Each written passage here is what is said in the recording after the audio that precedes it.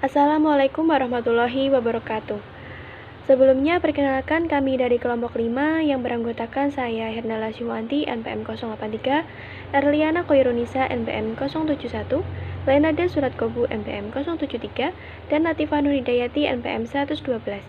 Kami akan mempresentasikan hasil diskusi kelompok kami mengenai sistem manajemen biaya. Baik, saya Lenarda Suratkobu NPM 073. Di sini saya akan menjelaskan untuk beberapa slide berikut. Nah, langsung saja kita ke slide kedua, yaitu sistem manajemen biaya. Nah, untuk mendukung keputusan manajemen, akuntan mengembangkan sistem manajemen biaya atau biasa disebut dengan Cost Management System atau biasa disingkat dengan CMS. Nah, apa itu sistem manajemen biaya? Nah, sistem manajemen biaya adalah sejumlah alat dan teknik yang mengidentifikasi bagaimana keputusan manajemen mempengaruhi biaya.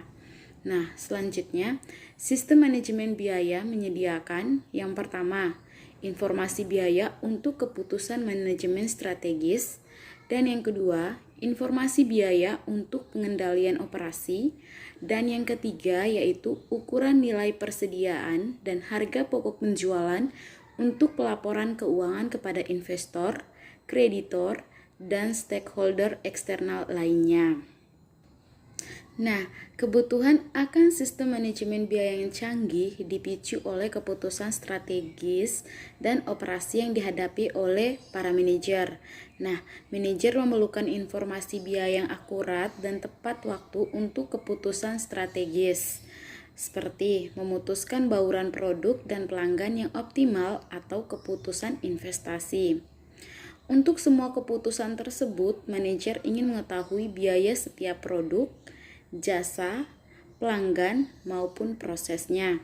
Kita ambil contoh, strategi deal telah menggeserkan bauran produknya menjauh dari penjualan pelanggan dan menuju jasa serta solusi perusahaan di mana margin yang diharapkan jauh lebih tinggi.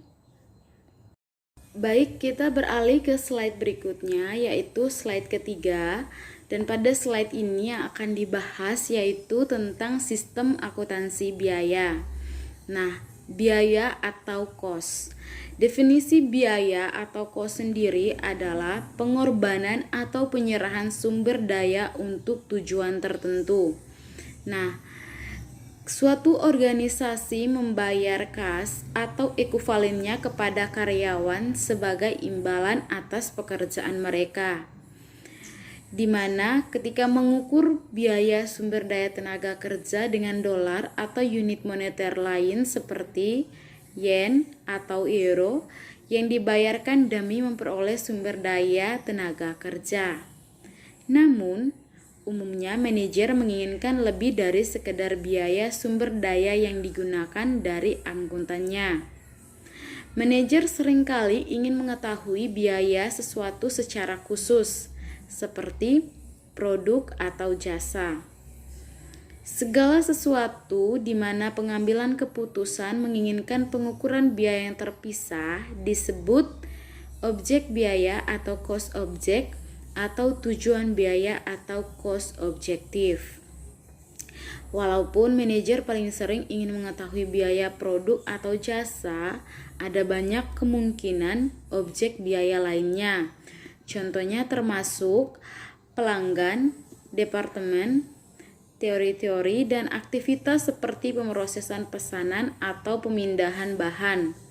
Kita ambil contoh, salah satu produsen produk makanan hewan berukuran besar baru-baru ini mengubah sistem manajemen biayanya menjadi melaporkan baik biaya produk yang dibuat maupun biaya melayani pelanggan retail utama perusahaan seperti Walmart dan Petco. Nah, perusahaan menemukan bahwa harga jual melebihi biaya produksi atas semua produknya, di mana biaya melayani beberapa pelanggan lebih besar ketimbang kelebihan harga jual atas biaya produksi yang membuat pelanggan tersebut tidak menguntungkan. Dengan mengetahui hal tersebut, perusahaan mampu mengembangkan strategi untuk mengurangi biaya demi melayani pelanggan tersebut dan mentransformasinya menjadi pelanggan yang menguntungkan. Nah, sistem akuntansi biaya. Data biaya yang digunakan manajer untuk pengambilan keputusan berasal dari sistem akuntansi biaya atau biasa disebut dengan cost accounting system, di mana cost accounting system adalah teknik yang digunakan untuk menentukan biaya produk, jasa, pelanggan, atau objek biaya lainnya. Dan sistem akuntansi biaya merupakan komponen sistem manajemen biaya yang paling fundamental. Sistem ini mendukung semua alat dan teknik sistem biaya lainnya. Baik, kita beralih ke slide berikutnya, yaitu slide keempat. Yang akan saya sampaikan di sini adalah hal apa saja yang meliputi proses dari sistem akuntansi biaya. Sebelum itu, sistem akuntansi biaya harus menyediakan informasi biaya yang akurat dan tepat waktu untuk membantu manajer mengambil keputusan seperti yang saya sampaikan di awal tadi. Nah, tanpa informasi biaya yang akurat dan tepat waktu, maka banyak keputusan dapat sangat merugikan. Nah, sistem akuntansi biaya meliputi dua proses. Yang pertama, akumulasi biaya atau cost accumulation adalah mengumpulkan biaya menurut beberapa klasifikasi alami, contohnya bahan atau tenaga kerja, atau menurut aktivitas yang dilaksanakan seperti pemrosesan pesanan atau pemrosesan mesin. Dan yang kedua, pembebanan biaya atau cost assignment. Nah, di mana pembebanan biaya ini adalah melekatkan biaya ke satu atau lebih objek biaya seperti aktivitas, proses, departemen, pelanggan, atau produk. Selanjutnya kita ke slide kelima, dan pada slide kelima ini ada sebuah gambar, dan gambar ini merupakan peraga dari akumulasi dan pembebanan biaya. Nah, peraga 4-1 ini menyajikan ilustrasi sederhana dari dua proses dasar bagi biaya bahan. Nah, yang pertama, sistem akan mengumpulkan biaya semua bahan. Kemudian, sistem akan membebankan biaya-biaya tersebut ke departemen yang menggunakan bahan dan selanjutnya ke aktivitas spesifik yang dilaksanakan di departemen tersebut. Dan yang terakhir, sistem akan membebankan biaya yang diakumulasikan ke produk yang dibuat, seperti lemari, meja, dan meja kerja. Nah, total biaya bahan produk tertentu adalah jumlah biaya bahan yang dibebankan di berbagai departemen. Kita ambil salah satu contoh di mana biaya meja kerja yang sudah jadi akan mencakup biaya bahan berikut. Yang pertama, bagian atas, sisi, dan kaki meja kan terbuat dari logam yang diproduksi oleh berbagai aktivitas di departemen mesin. Dan yang kedua, baut, bracket, skrup, laci, dan pegangan dan tombol yang dipasang oleh aktivitas departemen penyelesaian. Nah, manajer sangat mengandalkan keakuratan sistem akuntansi biaya. Di lingkungan bisnis dewasa ini yang dicirikan dengan pasar global yang sangat kompetitif dan proses produksi yang sangat kompleks, perancangan sistem akuntansi biaya yang menyediakan informasi yang akurat merupakan informasi yang sangat bermanfaat dan merupakan faktor keberhasilan kunci bagi semua jenis organisasi. Nah, mungkin itu saja yang dapat saya sampaikan. Untuk slide selanjutnya disampaikan oleh teman saya. Saya Hernala Syuwanti, NPM 083, ingin melanjutkan mengenai istilah biaya yang digunakan untuk tujuan pengambilan keputusan strategis dan pengendalian operasi. Nah, di sini ada 3 istilah biaya, yang mana biaya langsung, kemudian biaya tidak langsung, dan alokasi biaya. Kita akan membahas pertama, yaitu biaya langsung. Nah, biaya langsung ini adalah biaya yang dapat diidentifikasi secara spesifik dan eksklusif terhadap objek biaya tertentu oleh akuntan dengan cara yang masuk akal secara ekonomi. Kemudian,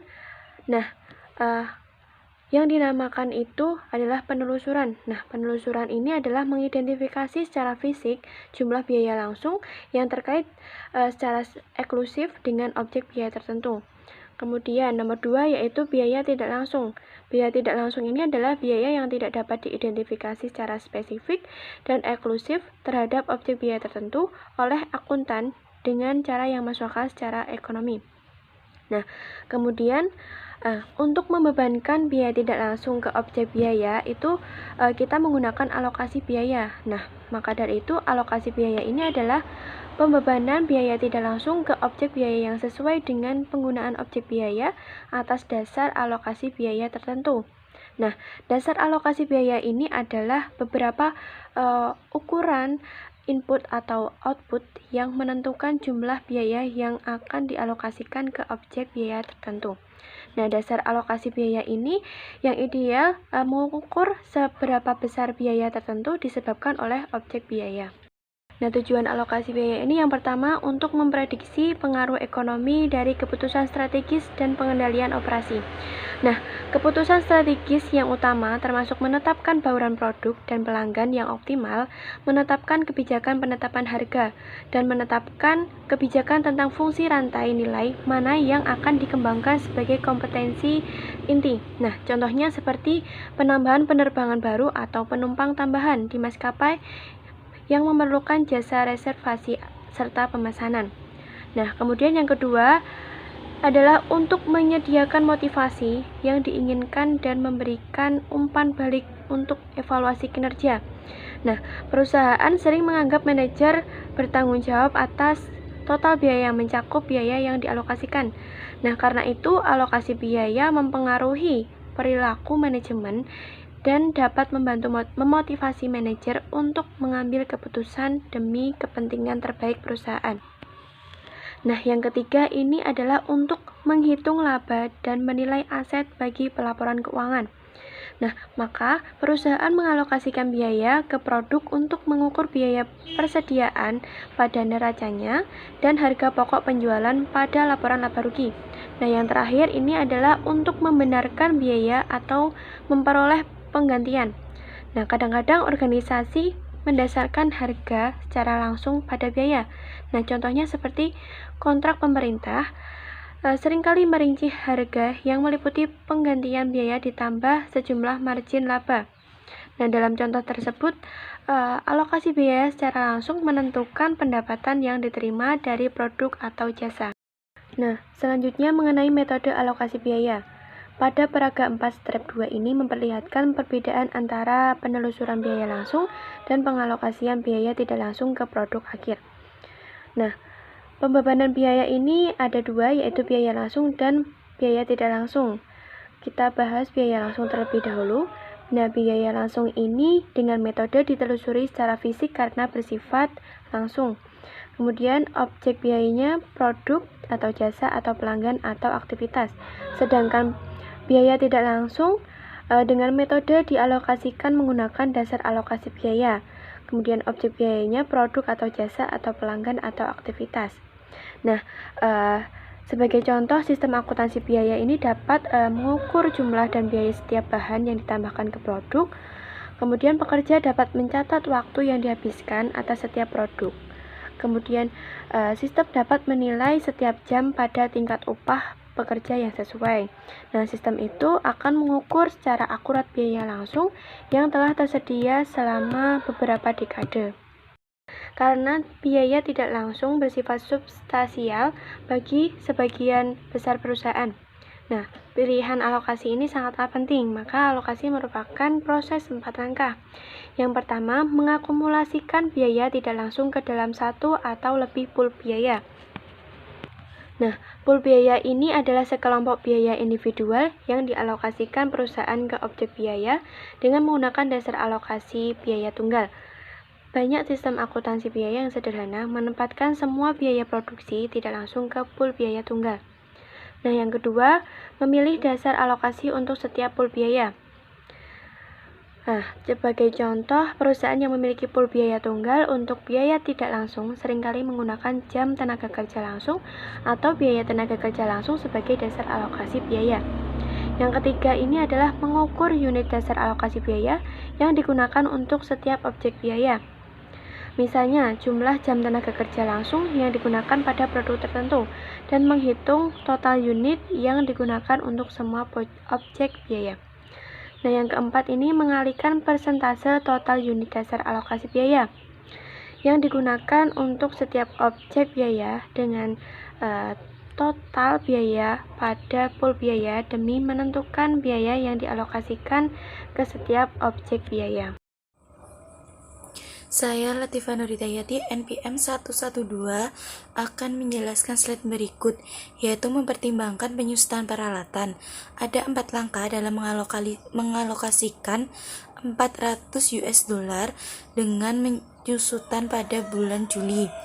Untuk langkah yang pertama, yaitu mengukur biaya penyusutan, yaitu satu-satunya biaya dalam pool sebesar 400 US dollar. Untuk langkah yang kedua, yaitu dasar alokasi biaya yang dipilih, yaitu jam mesin. Untuk langkah yang ketiga, yaitu Dell menggunakan 2000 jam mesin untuk membuat laptop Ultrabook dan 3000 jam mesin untuk membuat laptop Lentitude. Selanjutnya, saya akan menjelaskan slide berikut ini. Slide ini masih berkaitan dengan slide sebelumnya, yaitu untuk langkah yang keempat, itu Dell menggunakan 40% untuk Ultrabook itu dapat didapatkan dari 2000 jam mesin pada Ultrabook itu dibagi dengan jumlah total jam mesin dari Ultrabook dan juga Lentitude sebesar 5000. Untuk 2000 dibagi dengan 5000 itu menghasilkan 40%. Sedangkan pada laptop mesin Lentitude itu 60% dapat dihasilkan dari 3000 dibagi 5000. Sehingga biaya penyusutan ini dapat dialokasikan ke Ultrabook sebesar 40% dikali dengan 400.000 US dollar menghasilkan 160.000 US dollar. Untuk Lentitude itu 60% dikali dengan 400.000 US dollar menghasilkan 240.000 US dollar. Selain itu, terdapat cara lain untuk mengurangi alokasi dengan mengurangi biaya penyusutan per jam mesinnya. Itu cara lainnya yaitu 400 US dollar dibagi dengan jumlah jam mesin pada laptop Ultrabook dan juga Lentitude itu sebesar 5000. Jadi 400.000 US dollar dibagi dengan 5000 jam mesin itu menghasilkan 80 US dollar. Dari hasil itu dapat mengalokasikan ke Ultrabook sebesar 80 US dollar. Ini dari hasil yang kita cari tadi dikali dengan 2000 jam mesin pada Ultrabook yang menghasilkan 160.000 US dollar. Sedangkan untuk Lentitude itu 80 US dollar dikali dengan 3000 jam mesin itu menghasilkan 240.000 US dollar. Pada langkah 4 dan cara lain ini hasilnya pada Ultrabook dan juga Lentitude hasilnya sama. Selanjutnya yaitu mengenai biaya yang tidak dialokasikan atau uncollected cost. Biaya yang tidak dialokasikan itu merupakan biaya yang dicatat oleh sistem akuntansi tetapi tidak dialokasikan ke objek biaya apapun. Biaya yang termasuk pada biaya yang tidak dialokasikan ini berupa biaya penelitian dan pengembangan, desain proses, beban legal akuntansi, jasa informasi, dan juga gaji eksklusif. Selanjutnya saya akan menjelaskan terkait mempertimbangkan laba operasi company dan kontribusi terhadap biaya yang membuat lemari, meja, dan juga kursi. Di sini terdapat tabel pada panel A dan juga panel B.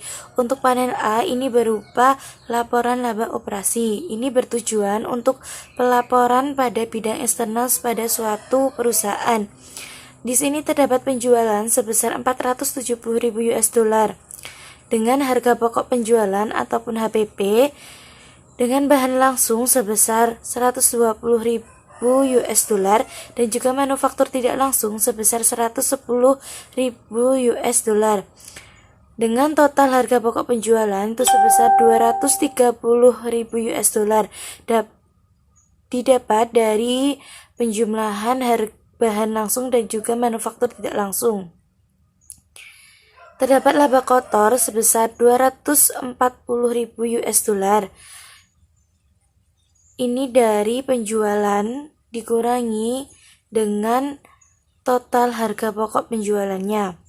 Selanjutnya terdapat beban penjualan seperti gaji penjual itu sebesar 47.000 US dollar dan juga distribusi sebesar 30.000 US dollar, sehingga total beban penjualan ini dari gaji penjualan ditambah dengan distribusi sebesar 77.000 US dollar, sehingga kontribusi terhadap beban dari laba korporasi itu sebesar 163.000 US dollar.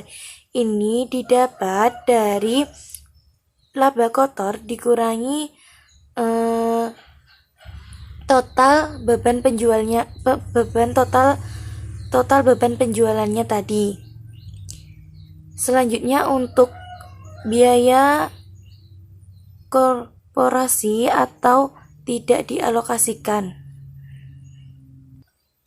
yaitu terdapat gaji administrasi itu sebesar 40.000 US dollar dan juga beban administrasi lainnya sebesar 60.000 US dollar, sehingga total untuk beban yang tidak dialokasikan itu sebesar 100.000 US dollar. Itu dari biaya gaji administrasi dan juga beban administrasi lainnya. Dan selanjutnya terdapat laba operasi. Ini tuh kita dapat dari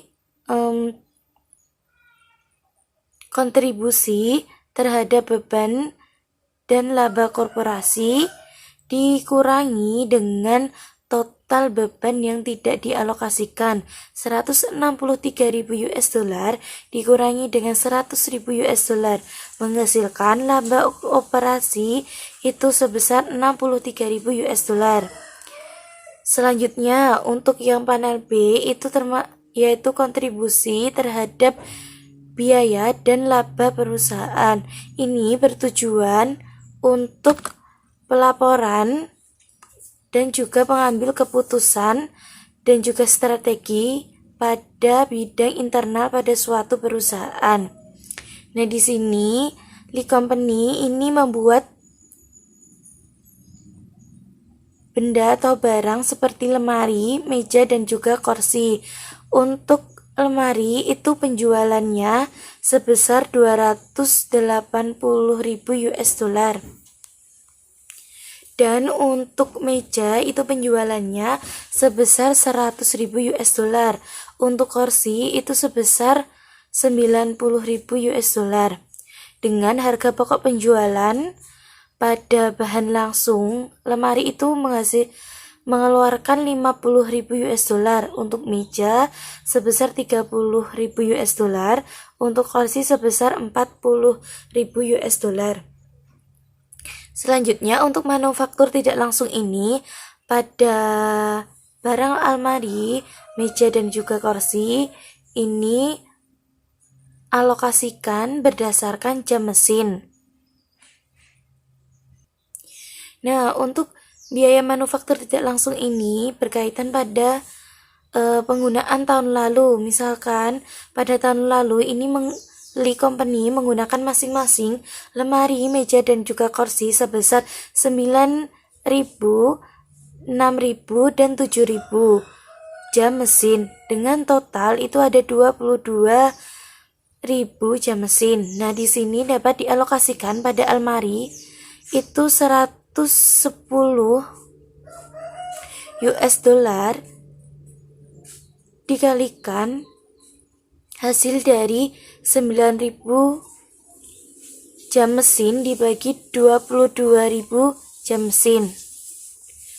Untuk 22.000 jam mesin ini berasal dari penjumlahan jam mesin pada lemari, meja, dan juga kursi, sehingga pada lemari ini menghasilkan 45.000 US dollar untuk biaya manufaktur tidak langsungnya. Sedangkan untuk meja itu 110.000 US dollar dikali dengan 6.000 jam mesin pada meja dibagi dengan 22.000 US dollar, sehingga menghasilkan 30.000 US dollar pada mesin.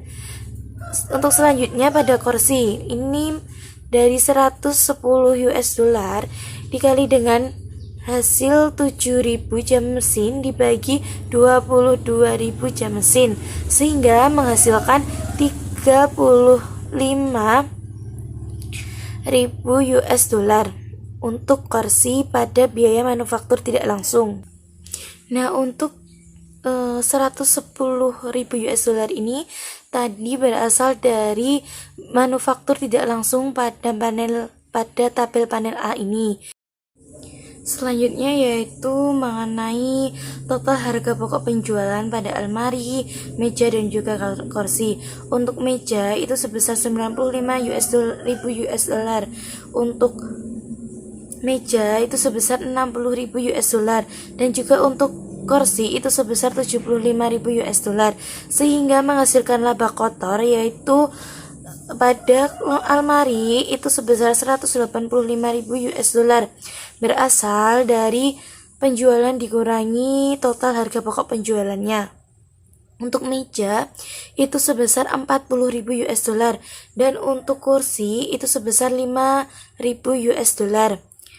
Nah, di sini juga terdapat beban penjualan, yaitu pertama ada beban gaji penjual, itu pada almari itu sebesar 28.000 US dollar, untuk meja 10.000 US dollar, dan juga untuk kursi sebesar 9.000 US dollar. Ini secara langsung penelusurannya. Dan untuk distribusi pada almari itu sebesar 12.000 US dollar, untuk meja itu sebesar 8.000 US dollar, dan juga untuk kursi itu sebesar 10.000 US dollar. Ini pada beban penjualan tidak langsung pada distribusi ini berkaitan dengan pengiriman lemari, meja, dan kursi masing-masing pada tahun lalu itu sebesar 6.000, 4.000, dan juga 5.000, sehingga totalnya itu sebesar 15.000. Nah, pada lemari ini terdapat 30.000 US dollar, kita kalikan 6.000 ini dari pengiriman, 6.000 dibagi dengan 15.000 itu dari total pengiriman dari lemari, meja, dan juga kursi, sehingga menghasilkan beban distribusi penjualan tidak langsungnya 12.000 US dollar pada lemari. Untuk meja 30.000 US dollar dikali dengan 4.000 dibagi 15.000, sehingga menghasilkan 8.000 US dollar. Dan untuk kursi itu 30.000 US dollar dikali dengan hasil dari 5.000 dibagi 15.000 itu menghasilkan 10.000 US dollar. Sehingga di sini terdapat total beban penjualannya pada lemari itu sebesar 40.000 US dollar. Ini berasal dari gaji penjual dan juga distribusi. Untuk meja itu sebesar 18.000 US dollar. Untuk kursi sebesar 19.000 US dollar. Selanjutnya di sini terdapat Selanjutnya yaitu kontribusi terhadap beban dan laba korporasi. Nah, di sini pada lemari itu sebesar 145.000 US dollar. Itu berasal dari laba kotor dikurangi dengan total beban penjualannya. Untuk meja itu kontribusi terhadap beban dan laba korporasi itu sebesar 22.000 US dollar, dan untuk kursi itu sebesar min atau negatif 4.000 US dollar. Di sini terdapat min atau negatif 4.000 itu dikarenakan pada laba kotor itu lebih sedikit daripada total beban penjualannya, sehingga menghasilkan min ataupun negatif.